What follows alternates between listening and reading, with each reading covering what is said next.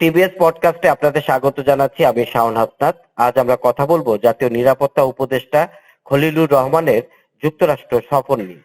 নতুন বছরের শুরুতে মার্কিন president Donald Trump remittance visa ও ভ্রমণের ক্ষেত্রে কড়াকড়ি সিদ্ধান্ত নিয়েছেন।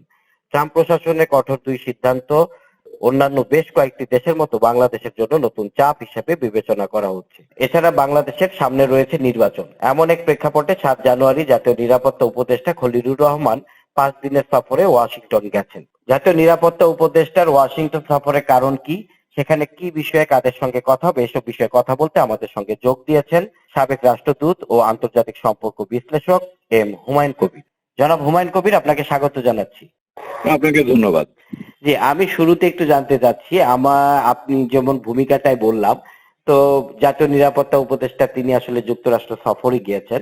আপনার কাছে মনে হয় সফরে আসলে তার মূল আলোচনার বিষয় কি হতে পারে, বা সেখানে কাদের সাথে তার বৈঠক হতে পারে, এই বিষয়ে আপনার কাছে কোনো তথ্য আছে কিনা? ধন্যবাদ আপনাকে। আমার কাছে বিশেষ কোনো তথ্য নাই।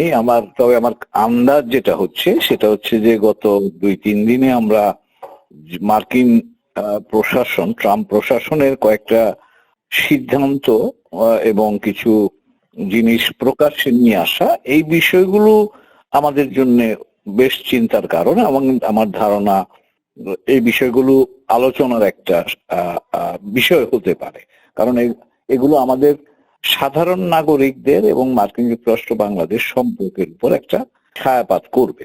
এবং সেটা আপনারা জানেন ইতিমধ্যেই যে মার্কিন প্রশাসনের যিনি প্রধান, প্রেসিডেন্ট ট্রাম্প, গত 2 দিন আগে একটা তালিকা প্রকাশ করেছেন যেখানে দেখা যায় যে বাংলাদেশি জনগোষ্ঠী যারা মার্কিন যুক্তরাষ্ট্রে আছে তারা প্রায় 55%, 54.8% মানুষ মার্কিন যুক্তরাষ্ট্রের সরকারের কাছ থেকে বিভিন্ন প্রকার ভাতা পেয়ে থাকে।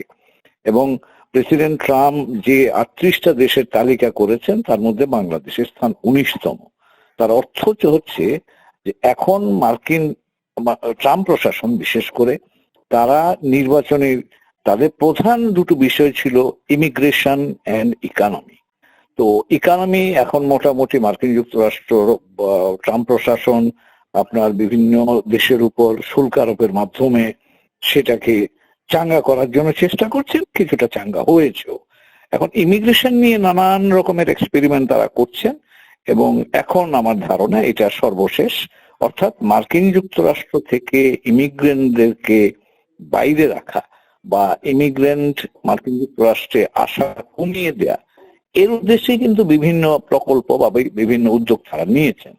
এখন যেটা করছেন যে গত 2 দিন আগে যেটা হলো সেটা হলো তিনি বাংলাদেশ সহ অন্যান্য অনেক দেশের, আগেও ছিল কিছু দেশের, এর মধ্যে নতুন করে বাংলাদেশও যোগ হয়েছে, এই দেশগুলো থেকে কেউ যদি মার্কিন যুক্তরাষ্ট্র ভ্রমণ বা ব্যবসার উদ্দেশ্যে যেতে চান তাহলে তাদেরকে $5,000-15,000 একটা বন্ড দিতে হবে।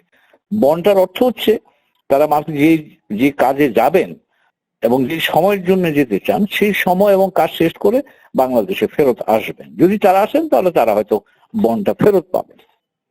আরেকটা জিনিস হচ্ছে যে মার্কিন যুক্তরাষ্ট্র থেকে আমরা এখন সবচেয়ে বেশি রেমিটেন্স পাই। এখন এই রেমিটেন্সের উপর তারা 1% কর আরোপ করছে। এই বিষয়গুলো কিন্তু এখন আমাদের কাছে হঠাৎ করে শুনছি বলে মনে হলেও নির্বাচনে ক্যাম্পেইন যখন তিনি করছিলেন তখনও কিন্তু এই বিষয়গুলো নিয়ে আলোচনা হয়েছে এবং তারা বলছিলেন যে কাজগুলো করবেন। তখন অনেকের ধারণা ছিল যে এগুলি বলছেন ইলেকশনের জন্য বলছেন, বাট শেষ পর্যন্ত হয়তো ট্রাম্প প্রশাসন করবেন না। কিন্তু এখন যেটা বাস্তবতা সেটা হলো যে আমরা বুঝতে পারছি যে ট্রাম্প প্রশাসন যেগুলো নির্বাচনের ক্যাম্পেইনের সময় বলেছিলেন তার বেশিরভাগগুলোই প্রয়োগ করছেন।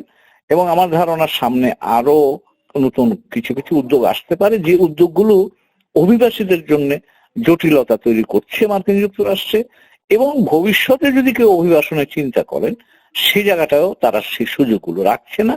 এবং এখন শুধু অভিবাসী নয়, যারা ভ্রমণে যাবেন বা ব্যবসা করতে মার্কিন যুক্তরাষ্ট্রে যাবেন তাদের জন্য বিষয়টা আরেকটু জটিল হয়ে গেল।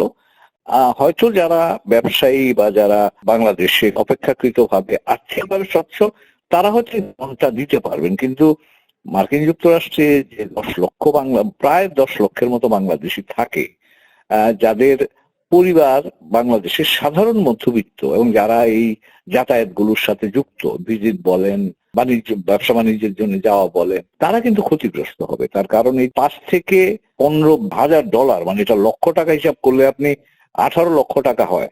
তো ভিসা অ্যাপ্লাই করার জন্যই যদি আপনার 18 লক্ষ টাকা দিতে হয়, এবং এই 18 লক্ষ টাকা দেওয়ার অর্থ কিন্তু এই নয় যে আপনি ভিসা পেয়ে যাবেন, কিন্তু আপফ্রন্ট বা সামনাসামনি আপনাকে এই টাকাটা দিয়ে আপনাকে এই ভিসার জন্য আবেদন করতে হবে। এটা আমার ধারণা বাংলাদেশিদের মধ্যবিত্তের সক্ষমতার একটু বাইরে আছে, এবং সেটা সক্ষমতাটার জন্য চাপ সৃষ্টি করবে। তো কাজে সেই জায়গায় যে আমাদের যেহেতু একটা বড় জনগোষ্ঠী মার্কিন যুক্তরাষ্ট্রে আছে, এবং যারা এই যে 54% মানুষের কথা বললেন, বা প্রায় 55%, এর বাইরেও তো 45% মার্কিন যুক্তরাষ্ট্রে বাংলাদেশের আছে, যারা মার্কিন অর্থনীতিতে অবদান রাখছে, এবং ভবিষ্যতে বাংলাদেশ মার্কিন যুক্তরাষ্ট্রের মধ্যে সম্পর্কের আলোকে এই বিষয়টা খানিকটা কমিয়ে আনা যায় কিনা, অথবা যদি এটা ওয়েভ করা যায়, অর্থাৎ এটা মাফ করে দেওয়া যায় বা তুলে নেওয়া যায়, সে বিষয়ে আমার ধারণা আমাদের নিরাপত্তা উপদেষ্টা চেষ্টা করবেন। সফল কতটা হবেন সেটা নির্ভর করে আমাদের নেগোসিয়েশনের উপর। আরেকটি বিষয় যেটা আসলে ওই যে রেসিপ্রোকাল ডিউটি, আসলে সেটা নিয়ে তো আমাদের একটা সেটেলমেন্ট হয়েছিল, বা সেটারও কি কোনো বিষয় এখানে থাকবে আলোচনায়?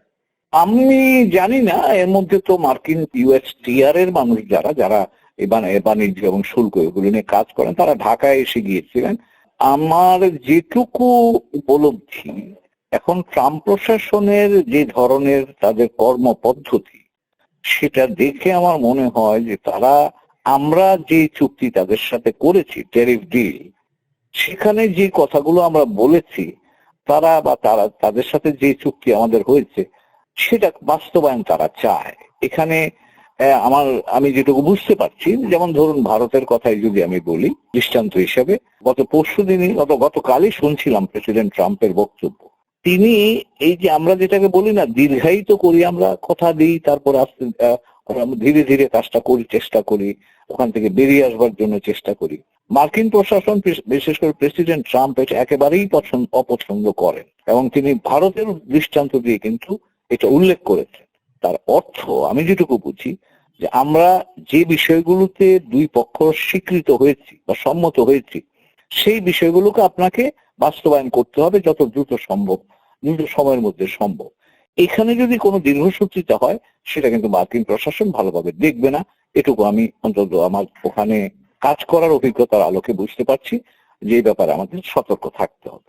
আমি যদি আপনার কাছে একটু জানতে চাই, সামনে আমাদের জাতীয় নির্বাচন রয়েছে। এছাড়া আমরা যতটুকু ওয়াশিংটনে যে বাংলাদেশ দূতাবাস, সেই সূত্রে আমরা যতটুকু জানতে পেরেছি যে মার্কিন পররাষ্ট্র দপ্তরের যে রাজনীতি বিষয়ক আন্ডার সেক্রেটারি অ্যালিসন হুকারের সঙ্গে জাতীয় নিরাপত্তা উপদেষ্টার একটি বৈঠক হবার কথা রয়েছে। তো সেখানে আসলে আলোচনার মূল বিষয় বা সেটা কি নির্বাচন কেন্দ্রিক আলোচনাই হতে পারে কিনা, আপনার কাছে কি মনে হচ্ছে? দুটো বিষয় আলোচনা আসতে পারে। একটা হচ্ছে যে নির্বাচন বিষয়, আমাদের দিক থেকে হয়তো আমাদের নির্বাচনের প্রস্তুতি, গণভোটের প্রস্তুতি, এগুলো নিয়ে আমরা তাদের প্রশ্ন থাকতে পারে, আমাদের দিক থেকেও আমরা তাদেরকে আমাদের অবস্থানটা তুলে ধরতে পারি। আরো একটা বিষয় আমার কাছে মনে হয় যে সাম্প্রতিককালে কিন্তু আমরা বাংলাদেশে সংঘর্ষ দেখেছি, খানিকটা এক ধরনের উগ্রতা আমরা লক্ষ্য করছি। এই বিষয়গুলো নিয়েও কিন্তু তারা আমাদের কাছ থেকে জানতে চাইবে বলে আমি আন্দাজ করছি, কারণ তাদের একটা বৈশ্বিক প্রেক্ষাপট আছে, এবং ভারত বাংলাদেশ সম্পর্কের সাম্প্রতিক উত্তেজনা, এটা নিয়েও তারা কিন্তু জানতে চাইতে পারে। কারণ তারা কিন্তু বাংলাদেশকে শুধু বাংলাদেশ হিসাবে দেখে না, তারা এই দক্ষিণ এশীয় অঞ্চলের একটা গুরুত্বপূর্ণ দেশ হিসাবে দেখে, এবং এই অঞ্চলে স্থান, শান্তি এবং স্থিতিশীলতা বজায় থাকুক, সেই বিষয়টার প্রতি তারা আগ্রহী। তো কাজেই আমার ধারণা, এই যে বিষয়টা আপনি বললেন, এখানে 3টা উপাদান আমি মনে করছি। একটা হবে নির্বাচনের প্রক্রিয়া কিভাবে যাচ্ছে, কিভাবে এটা শান্তিপূর্ণ রাখা যাবে, সরকারের পরিকল্পনা কি, রাজনৈতিক দলগুলোর কি চিন্তা ভাবনা, এগুলো সম্পর্কে তারা একটা মতামত জানতে চাইবে। এখানে কোন ধরনের এই নির্বাচন উপলক্ষে বা এখনকার বাস্তবতায় কোন ধরনের উগ্রতা যেন মাথাচাড়া দিয়ে উঠতে না পারে, সে ব্যাপারে সরকারের উদ্যোগ কি, সেটাও তারা জানতে আগ্রহী হতে পারে। আর তৃতীয় হচ্ছে, আমি আন্দাজ করছি, এটা আন্দাজ আমার, ভারত বাংলাদেশ সম্পর্ক সাম্প্রতিক সপ্তাহগুলোতে আমরা খানিকটা উত্তেজনা দেখেছি। ভারতের পররাষ্ট্র মন্ত্রী এখানে এসেছিলেন বেগম জিয়ার জানাজার সময়তে, সেগুলো সম্পর্ক তারা জানতে চাইবে। এবং আগামী দিনে এই সরকার যে সময়টুকু আছে বা ভবিষ্যতের জন্য এই সম্পর্কটা কি রূপ নিতে পারে সেটা নিয়ে হয়তো তারা একটুখানি যাচাই বাছাই করে দেখতে পারে। আরেকটা বিষয়, ঢাকায় এখন আসলে মার্কিন রাষ্ট্রদূত নেই। উনি আসলে ঢাকায় যে নতুন যে মার্কিন রাষ্ট্রদূত নিযুক্ত করা হয়েছে বেন ক্রিস্টেনসেন, তিনি মানে 12 তারিখ ঢাকায় পৌঁছাবেন। তার আগে হয়তো তিনি ওই যে ওখানে 9 তারিখে শপথ নেবেন। সেই শপথ অনুষ্ঠানে যোগদানের জন্য কি যেতে পারেন কিনা জাতীয় নিরাপত্তা উপদেষ্টা? আমার অভিজ্ঞতায় সেরকম মনে হয় না, কারণ কি আমিও দুই একজন রাষ্ট্রদূতের শপথ অনুষ্ঠানে ওখানে থাকার সুযোগ হয়েছিল। এটা ওখানকার রাষ্ট্রদূত পর্যায়েই থাকাটা যথেষ্ট বলে মনে করি।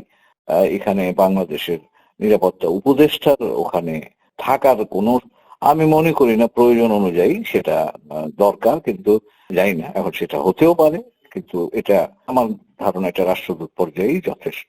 তো আপনার কাছে ওভারঅল কি মনে হচ্ছে যে বাংলাদেশের সাথে যে মার্কিন যুক্তরাষ্ট্রের যে বাণিজ্যিক রাজনৈতিক সম্পর্ক, সেটা নিয়ে আসলে মূলত তার সাথে একটা ব্রিফ আলোচনা হতে পারে সেখানকার সংশ্লিষ্ট কর্মকর্তাদের সঙ্গে? হ্যাঁ, আমি যেটা বলবো যে কারণ বাংলাদেশ তো একটা ধরেন আমরা একটা ট্রানজিশনের মধ্যে এখন আছি। এই ট্রানজিশনটা কিরকম হচ্ছে, সেটা শান্তিপূর্ণ হচ্ছে কিনা, গণতান্ত্রিক হচ্ছে কিনা, সেটা জনগণের অংশগ্রহণের সুযোগ আছে কিনা, বাংলাদেশ তার আশপাশ পরিবেশ নিয়ে ইতিবাচক ভাবে ভাবছে কিনা, এই সবগুলো বিষয় নিয়ে আলাপ আলোচনা হতে পারে। কারণ নিরাপত্তা উপদেষ্টার পদটা তো গুরুত্বপূর্ণ এবং সেদিক থেকেও আমার ধারণা কিছু জিনিস হবে। এবং আমি জানি না এটা আসবে কিনা, সাম্প্রতিক কালে পাকিস্তান বাংলাদেশ কিছু বিমান ক্রয়ের বিষয়ে আলাপ আলোচনা হচ্ছে।